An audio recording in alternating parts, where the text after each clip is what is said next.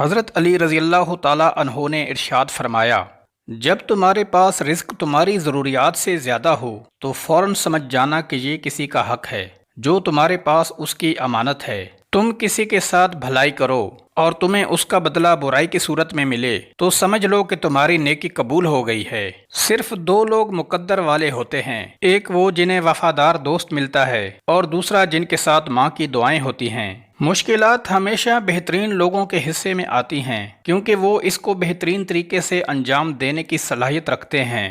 رزق کے پیچھے اپنا ایمان خراب مت کرو کیونکہ رزق انسان کو ایسے تلاش کرتا ہے جیسے مرنے والے کو موت۔ دوستی کا بھرم صرف وہ لوگ رکھ سکتے ہیں جن کے وجود میں سمندر جتنا دل ہو۔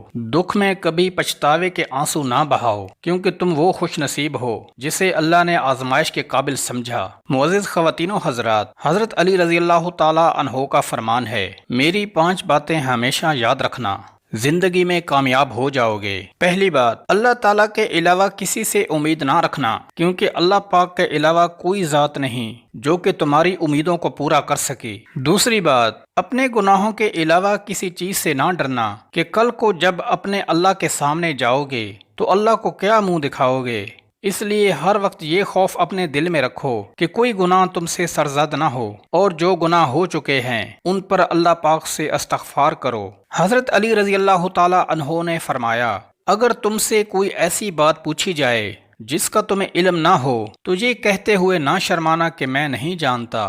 بہت سے لوگ ایسے ہیں جو کہ ایک چیز کے بارے میں نہیں جانتے پھر بھی تکے لگانا شروع کر دیتے ہیں۔ کسی موقع پر حضرت علی رضی اللہ تعالی عنہ نے یہ بھی فرمایا تھا کہ اس بات کا اقرار کر لینا کہ میں اس بارے میں نہیں جانتا، یہ بھی آدھا علم ہے۔ چوتھی بات، جس بات کا تمہیں علم نہ ہو تو اس کے بارے میں علم حاصل کرنے کی کوشش کرو اور اس کے بارے میں علم حاصل کرو۔ معزز خواتین و حضرات، 5ویں اور آخری بات، حضرت علی رضی اللہ تعالی عنہ نے فرمایا کہ صبر کرو، ہر حال میں صبر کرنا انسان کے لیے بہتر ہے اور صبر ایمان کا حصہ ہے۔ بلکہ یہاں تک فرمایا کہ صبر کا مقام ایسا ہے جیسا کہ بدن میں سر کا مقام ہے۔